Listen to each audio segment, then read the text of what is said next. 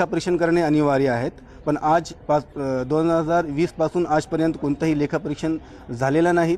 ते मुद्दा मी उचलणार होतो, पण मला बोलण्याची संधी दिली नाही.